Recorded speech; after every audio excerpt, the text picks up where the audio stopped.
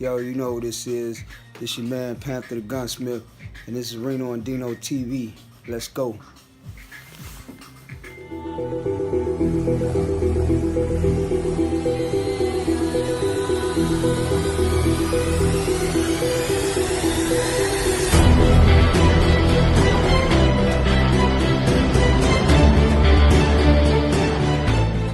Before we start this video, don't forget to like, share, subscribe, follow me on Instagram at Pantha Gunsmith. That's P-A-N-T-H-A Gunsmith, G-U-N-S-M-I-T-H. Or you can follow me on Twitter. I don't really use Twitter that much. Don't really have a lot of Twitter followers like I do Instagram. But if you can, for all the Twitter heads out there, you can follow me on Twitter at P-A-N-T-H-A _ G-U-N-S-M-I-T-H. That's Pantha _ Gunsmith. Alright, so let's get into this. First of all over the years, being in the Chicago hip hop scene and having being in a recording, on the recording side, a lot of people been in the scene but not really recording. But being on the recording side, anybody tell you out there that been in the hip hop scene in Chicago for a long time, they'll tell you that I have for a long time been one of the people who have had studios, recording studios. And it started out, I had like a 4-track, microphone, Shure microphone. It wasn't even a condenser microphone, it was like a performance microphone. And I went from that to having like big studios with giant mixing boards and all these different modules and all these different racks, rack modules and stuff like that. And here it is like years later, and the technology gets better and better.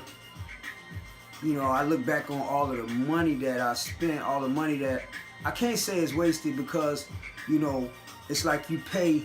It's like it's sort of like your fee, paying to learn the game. But we learned a whole lot the hard way. We done spent over $200,000 between Reno and Issa, who Issa, he even spent a lot on actual equipment. Reno, he spent a lot on studio time. We were using other people's studios, and myself, putting a lot of money into this. So now I'm looking back on it, and it's like now it's so inexpensive you wouldn't believe it. But if you go to Guitar Center, if you go to like a Musician Friend or different places, you get these salesmen there. They're just going, unless you catch one that's cool, they're just gonna try to get you to just buy a lot of stuff, because the more they sell, they get commission for that stuff. So they'll tell you, oh, you need this, you need that, and yeah, I'm not gonna say all of them lying. It depends on what you're trying to do. But if you're just trying to get a good recording where you're not worried about mixing, but you want to get a good, solid recording where you can take that recording and take it to somebody who's a sound engineer, a studio that has there's more equipped for mixing, I should say. If you just want to record a solid recording, today is your lucky day, because what I'm going to do is something that a lot of people don't do. A lot of people, they get knowledge and then they don't share it. They want to try to hold it to their chest and all that. I'm going to show you how to put together a budget studio. So right now you are in Reno and Dino Entertainment. This is what we've been, I don't even want to say reduced to, because then that's putting it down. Like, But I mean, this is where we at now. So all of those out there, all you out there who done seen us on 36 and Iron, and you know what I'm saying, up in the big loft, giant factory building with the studio there, and you know, on 96 and Loomis, you know, over there when Kanye used to come through, or you know, a number of the studios that we had. Anybody who knows me from there, this is it. This is what's left. So yeah, like I said, today I'm going to show you how to make a budget studio. So the first thing you want to get, before you get one piece of equipment to put inside your crib or wherever you put it at, before you get anything, you want to get security. Now me personally, I have 4 separate security systems. I'm not going to get into the specifics of my security system. Anybody who knows me, you know that I actually do my own custom security systems. But yeah, so I have 4 security systems. I'm not playing no games, you know, when it comes to security. And when I say security, I don't just mean like ADT or, you know, Comcast or whatever. I mean, you can get that too if you want to. But I'm talking about security video surveillance system. You definitely want to get that, because what good is getting all of this equipment if you don't have security to secure it. All right, so the next thing, and I'm really not ready to get into the booth yet, but I have to, because I actually put my power system, backup system, in the booth. I do it for a reason, because it gets kind of cold in the booth. So to kind of keep my system cool, I put it inside the studio, the actual booth. But this is, I don't know if you can see it here. I'm gonna try to get in here. Oh, there we go. We got a little light. So this is the backup system. All right, that is very important. You want to have a good backup system, because without a good backup system, you know, what happens if you have a power outage? And not only a power outage, you could have a surge, or not even just a surge. When you're putting all of this equipment, depending on how much equipment you're putting on there, you don't want to just have power strips. I go to a lot of my buddies who got studios, and I see them, they have like these power strips. You know, some of them get the power strips from the dollar store. You really don't ever get a dollar store power supply. You just do not want to do that for a number of reasons. You know, those things are not safe. We know everything is made in China, but some stuff is made a little bit more secure. Some of the stuff is made with a little bit more quality. All right, so now the next thing, this is one that I don't really see this in studios, but every studio I've ever put together, anybody who knows, who's ever been over to LEP Bogus Boys, when we had LEP Bogus Boys, Sony, when we had the Sony deal, anybody who knows that's been in that studio, you know that we had an air cleaner in there. I was actually the person who suggested. It was a little bit more than a suggestion. I refused to work in there without an air cleaner. So this little buddy here, this is a Honeywell air cleaner. This is kind of overkill, because really you can get a smaller size. This one is meant to cover a larger area, but I guess I'm sort of germaphobe. So what this does is it has a HEPA filter in it, and it takes up all the dust, takes the dust out the air. It takes the bacteria, viruses, pollen, all of that stuff.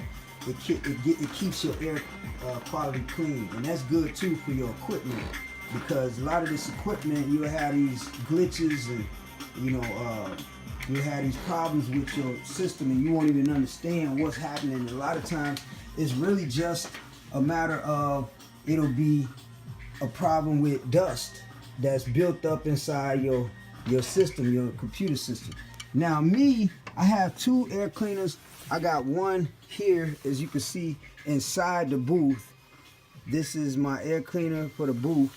This one is a little smaller, but even this one, actually this one is this is a efficient enough size that you could actually run this one outside in the main room, you know. But I keep my air quality clean inside the booth, and I keep my air quality clean inside. And this is good too for you know, people who you have colds, you know, you had a flu and all of this stuff, and a lot of times when people get the cold or they get the flu, and they'll just be breathing in the same air over and over again, you know, they're breathing in the same sick air, and it's harder, it takes longer for you to get well because, you know, you just keep breathing in the same air. All right, so now, the next thing is your core system. What I mean by core system, your computer. Nowadays, everything is digital, unless you're talking about an analog studio, that's not what we're talking about here. This one, my particular system, is a digital system. All right. So nowadays, you know, this is really your. You see, that's my boy. You know what I'm saying? Got the Iridium. Y'all go and check out Iridium. Support them. They downtown. Anyway, so my system here. This is a pretty cheap Mac. I got this for like $300. Believe it or not, I got it off of Offer Up or Let Go. I can't remember which one. I use both apps, and you know, it served me good. I mean, shoot, I done put this thing through hell. I would suggest getting a Mac. You can use a PC if you want. I know I had this argument, well, not really an argument. I had this debate with a lot of people that I know. Some people I know, they just swear by PCs. I don't know why. I can't mess with it. And as you can see, I had to dim my screen because otherwise it'd be so bright you wouldn't even been able to see this. But yeah, so I mean, I prefer a Mac. It's nice and sturdy. The architecture, how it's made, the operating system, you know, it's real sturdy. And I keep a Mac for years. PCs, I run through so many PCs. If I was to go, I got boxes. These are PCs I bought brand new and like didn't work the next week. You know, different brand. It don't even matter, to be honest with you. You know, unless you're getting like Alienware or something, and that's expensive. That's a gaming PC. So yeah, so this your core system.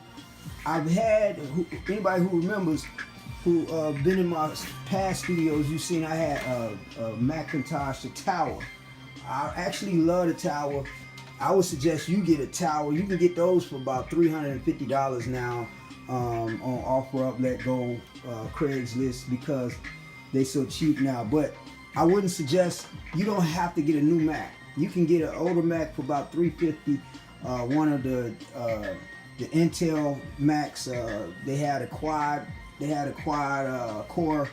They have the 6 core. They had an 8 core. You know, you'd be surprised what you can get, and those run really good. You know, it does not have to be. I want to stress that it does not have to be a brand new top of the line Mac. It can be a Mac from 2011, 2012, and I swear, I kid you not, you will have no problem with that. All right, so the next thing is the software. So this software, as you can see, I'm gonna zoom in here. You see that? I'm using Pro Tools. This version of Pro Tools, this is Pro Tools 10. Now, the reason why I like Pro Tools 10, I'm not gonna get into how I got this particular version. Nah, that's another story. You can holler at me offline if you wanna holler at me, DM me in Instagram, and we can have that discussion. But that Pro Tools 10 is good because it runs with any audio interface. As a matter of fact, if I wanted to, if I didn't even have an audio interface, even if I just had the actual audio, built-in audio, you could use it. And I mean, you might have glitches, lag, trying to use the internal sound because it's not meant for that, it's not built for that. But let's say you just had some things you wanted to check out or whatever, you wanted to open up Pro Tools and check something out, you could do that without having Pro Tools give you that message that it used to give back in the days about you not having proper, it not detecting the audio. All right, so now the next thing, audio interface, what we just talked about. Now I use, actually this is two separate audio, and this one is, I'm not using this one right now. This is Inbox 2 Mini. It's real simple. You can get these for, like, if anybody try to sell them for you, sell them to you for more than $50, they trying to get over on you. You can get these on OfferUp or Let Go for, like I said, less than $50 now. They so cheap. Back in the days, yeah, they would cost, maybe 100, maybe 150 or something like that. Maybe sometimes more, but nowadays you can get these for like I said, you can get these for about $50, less than $50. I've actually seen them for like $30. People just trying to get rid of them because you got people who they upgrade. They buy all of this fancy stuff and they upgrade, so they don't need that no more. So they'll sell this stuff to you for like cheap on OfferUp and Let Go. All right, so the next thing you want to get your mic. Now I got two different mics. This here I have this is the Samsung G-Track. I don't even really use this one no more, except for like if I'm gonna do like a radio broadcast on my computer. Like maybe I haven't did one in a while. The Blog Talk Radio, but I plan on doing one. But this is, as you can see, that is a USB connector. So it's pros and cons to everything. With a USB, some people say, well, the sound quality is not as good as an XLR. And if you want to know what an XLR is, this is XLR connection. This is how it looks. This is like the mics that you see when you go to like concerts, or even in church, you'll see this connection with the mics sometimes, depending on what they're using in the church. I don't know what they're using in the church, but so yeah, that is an XLR connection for XLR mic. This is USB mic. Now, here's my other mic. This is a let me turn around here. This is a Audio Technica 3035. This is AT 3035. Whatever mic you get, if you see this little thing right here, it may look like it's just there for show, but trust me, it's not. I used to think that when I was younger. When I first going to studios, I was thinking it was just there for show. As you can see, I got two screens. So this is a popper stopper. Some people call it a wind screen. Some people call it different things. I also have one right here. It's kind of redundant, just for extra protection. So what that does is it keeps your all the P's and T's and all the wind that's coming out of your mouth, out of your breath when you're on the mic. It keeps that down. Otherwise, you'll get this overload in your recording, and then the recording will be dead. You can't even use it. All right, so the next thing we're gonna talk about is monitors. Now, I don't have monitors. Is anybody who know this? This is not monitors. These are just regular speakers, and I'm gonna get into that in a second. Why I did that. When I say monitors, I really mean monitors or / headphones. You need to really concentrate on a good set of headphones. Monitors, you can get that whenever, but it's more important that you have a good pair of headphones. Headphones for out here in the engineering section, and headphones for the booth. The headphones in the booth do not have to be like super duper good. I mean, they need to be good so that when you record, you get a good quality sound. You can hear yourself. But they don't have to be like mixed down quality. So these, I have some clips, as you can see. I have some Sonys. I got the sock over these. That's, trust me, they Sonys. And I have some skull candy. You know, so basically with the monitors, a lot of people would like to mix on monitors, but here's the thing with monitors. When you listen to monitors and trying to mix with a monitor, think about the distance between you and that speaker. The distance between you and that speaker, you may be a foot, 2 feet, well, not a foot, but you know, you may be 2 to 3 feet or maybe more away from the monitor.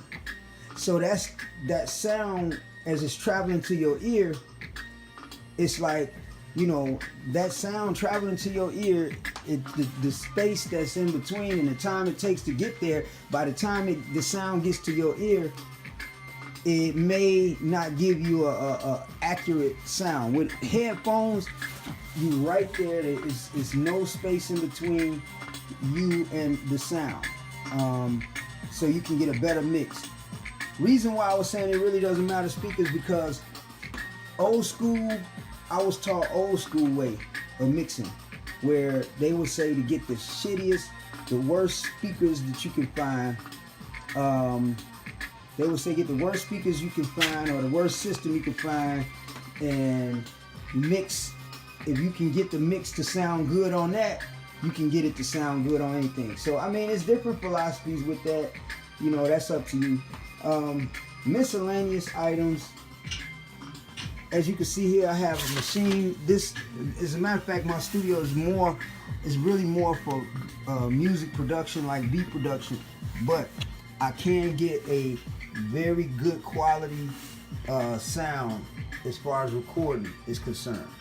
So it's not just for as a matter of fact, I haven't been really making a lot of beats. I've been really mainly doing recording. I haven't made beats in a while. A lot of people mad at me about that. But so this is the Machine Micro.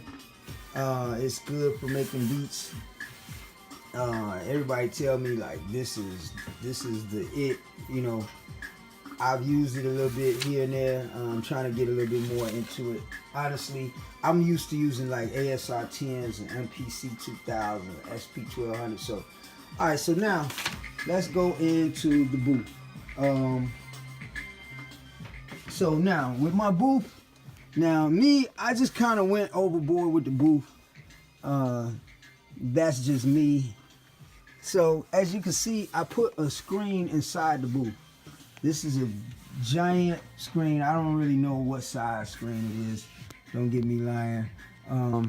But I put a giant screen in here for a teleprompter, because I have a connection right here that you can hook up any just about any iOS device that uses the lightning port. You can hook it up. You can hook up iPads. You can hook up your phone. Where if you have your lyrics in notes, or even if you don't have it in notes, let's say you wrote your lyrics down, you can take a picture of it, put it on the screen, and then you can look at it here. So while you're rapping or while you're doing whatever you're doing, you can read the lyrics off of the screen, so you don't have to, you know, look at your little tiny phone screen. Or I know a lot of people do that.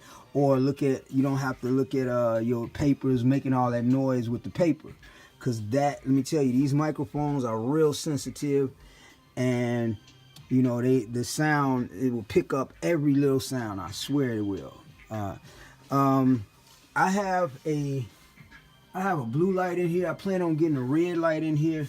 At the time, I just didn't see no red light, so I just got a blue light. I just wanted to have a different color in here. No particular reason, just for the ambiance, for the inspiration. Now this is sound foam, and you don't have to use sound foam. You can use blankets. You see I have a combination of blankets and sound foam. As a matter of fact, I have some on the floor too. And what this is basically meant to catch the sound for the acoustics. I really try to get a dry sound. When I say dry, I mean just pure voice with no effects or nothing. A lot of people like trying to put effects on before you record, and I don't think it's a good idea. I think you want to get a real dry sound. You can't really see because it's really dark, but This is, matter of fact, I got a little light in here. Yeah, there we go. So as you can see, this is the sound foam. This is I have sound foam in there. This is a different type. And to be honest with you, if you look where I have it, the level I have it, I have a little piece up there really to catch that sound, that last little bit of sound that's on the same level as, or close to the same level as the mic will be. But to be honest with you, and I plan on doing this later, this foam should actually be up here. All right, like it should start about right here. The reason why is because that's the sound, that is the level of where, as you can see, where the your mic would be. Me, I'm a little bit shorter, so, but you get people in here that's taller, so you want to try to have that sound. You want to have that the foam right on the same level as the sound. So don't do like I did. Put it a little bit up. So, all right. So the next thing, after you get everything together, and this is just me, I did this, and I've never really seen nobody else, no other studios do it. But then I have inspiration. So what I did is, as you can see, for inspiration, I put a little tiny makeshift library in here. I got a few books, not a whole lot. This is not my whole library. This is just a few books that I decided to put in here for inspiration. So if you're in here and you kind of get stuck or whatever, or you know, this is inspiration. You can see some of the titles. You know, some of these. That's a whole nother story. So basically, just a little something just for inspiration. My other inspiration, you know, got a few pictures in here. You know, there's Kim Il-sung, and that's John, rest in peace. Got a few things up here. This is actually the hat that I had on when I got put in the illegal chokehold by the police. And as you can see, I have a camera inside of the booth, so you know we can record the whole session inside the booth. Everything else, I just got a few flags. You know, I do a lot of my reggae stuff in here. Got Jamaican flag. Got the Bob Marley pictures. Harriet Tubman. You know, Huey Newton. Hugo Chavez. I got Patrice Lumumba. I got who is that up there? Oh, that's Colin Ferguson, and I just got me and Lolita, and me and Lolita. So basically that's it. You know, if you want a budget studio, you don't have a big budget to work with, this, like I said, you can put together a pretty good studio. All of this stuff. Oh, I almost forgot. I didn't even mention. So this is, I have, this monitor connects to my computer. I have a monitor output where you can actually, it's right here, where I can run external monitor from my computer. So that way, as you see, as I move any of the windows, where's my mouse? I can't find it. Oh, so I can move stuff from here to the next screen, and that's why I like the towers better, because you know, with a laptop I can only connect one screen. If I had a tower, you can connect like 4 screens, 6 screens. I really like a lot of screens, not just because it looks good, yeah, that too, but also because, you know, I have different stuff. You can put different stuff on different screens. So there you have it, y'all. That's it. If you want a nice little studio and you don't have a whole lot of money, you can still put something together nice. It don't take a lot of money. You know, all together, I would say all of this costs less than $2,000. I'm not playing. It costs less than $2,000. So, well, maybe less than $2,500. But point I'm making is you don't have to spend tens of thousands or hundreds of thousands of dollars to get a good quality sound if you want, I can give you some tips and advice, some other things that you could get. For those of y'all who got these deals, be careful with the deals. If you don't put your studio together right, and your studio does not have a good quality sound, your record label or record company, whoever you're dealing with, production company, they will try to make you do all your stuff over in their studio. And when they do that, they're going to tax you. And then you'll be wondering why you're selling 1 million, 2 million records and you're not getting no money. Well, they recouping off of everything. They recouping off of taking you to dinner. They recouping off of studio time. They recouping off of the jewelry they let you hold. And they don't even give it to you. And they just recouping off of it. All the car rides, limo rides, they recoup off of everything. So be careful with that, all of y'all. I know it's a lot of little young guys out here in the hood getting these little deals. Every time I look up, it's like somebody got a new deal. And I'm like, when did that happen? Y'all got to be careful because they they have a plan for that. So I'm not going to get into that. That's a whole nother video. So, yeah, y'all have it. Oh, and you can get a 3D printer and print your own parts out. If you break any parts up in here, you get a 3D printer. A lot of stuff you can do with a 3D printer. So there you have it, y'all. Reno and Dino TV. Like I said, don't forget to like, share, subscribe, follow me on Instagram. You can also follow Reno and Dino Entertainment on Instagram. That's Reno and Dino ENT. You can follow Reno and Dino, or actually Reno and Dino, Reno Dino Entertainment ENT, Reno Dino ENT. You can follow us on Instagram and just check us out. We got a lot of things that we got going, some things that we're gonna be doing, and man, I'm just out here to help. If y'all need help out there, y'all need advice. I damn near get that for free. I've had people tell me I shouldn't give it for free, but hey, it is what it is, man. You know what I'm saying? We gotta help each other out here, and try to see each other be successful. All right, so there you have it, Reno and Dino TV, and I'm out.